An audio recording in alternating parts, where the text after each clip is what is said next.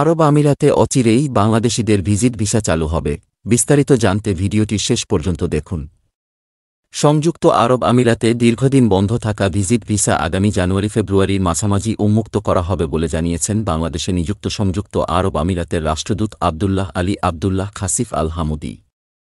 তিনি বলেন, আগামী জানুয়ারি থেকে ফেব্রুয়ারির মাঝামাঝি সময়ে বাংলাদেশিদের জন্য আমিরাতের ভিজিট ভিসা চালু হবে। সোমবার রাতে দুবাই মিলেনিয়াম ডাউনটাউন হোটেলে বাংলাদেশ কমিউনিটি উদ্যোগে সাম্প্রতিক সময়ে বাংলাদেশ সরকারের নির্বাচিত রাষ্ট্রদূত ও সাংবাদিক মুশফিকুল ফজল আনসারীকে দেয়া এক সংবর্ধনায় তিনি কথা বলেন।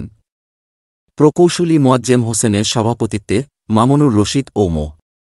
শাহেদ আহমেদ রাসেলের যৌথ সঞ্চালনায় অনুষ্ঠানে প্রধান বক্তা ছিলেন বিএনপির আহ্বায়ক সংগঠক মোহাম্মদ জাকির হোসেন। বিশেষ অতিথির বক্তব্য রাখেন বাংলাদেশ কনসুলেটের দূতালয় প্রধান আশফাক হোসাইন, রেজা খান। বিএনপির প্রথম যুগ্ম আহ্বায়ক প্রকৌশলী মোহাম্মদ সালাউদ্দিন, মোহাম্মদ ইয়াকুব সৈনিক, প্রকৌশলী আব্দুস সালাম খান, মোহাম্মদ রাজা মল্লিক, শিবলি সাদিক প্রমুখ। এ সময় বাংলাদেশে নিযুক্ত আমিরাতের রাষ্ট্রদূত ভিসা প্রত্যাশীদের ধৈর্য ধরার আহ্বান জানান। রাষ্ট্রদূত আল হামুদি আরও বলেন, বাংলাদেশসহ অসংখ্য দেশের জন্য আমিরাতে ভিসা বর্তমানে বন্ধ রয়েছে।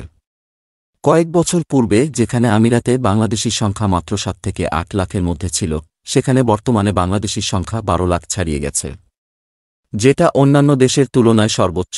অনুষ্ঠানে সম্বর্ধিত প্রধান অতিথি বাংলাদেশ সরকারের নির্বাচিত রাষ্ট্রদূত মুশফিকুল ফজল আনসারী বলেন, জুলাই বিপ্লবে কিছু প্রবাসী নিজের ভাইয়ের মৃত্যু, সন্তানের মৃত্যু ও গণহত্যা সহ্য করতে না পেরে নিজের ক্ষতি হবে জেনেও আমিরাতে বিক্ষোভ করেছেন।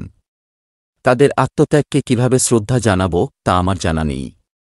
তবে মনে রাখতে হবে, যে দেশে আমরা অবস্থান করি সে দেশের আইন মেনে চলতে হবে।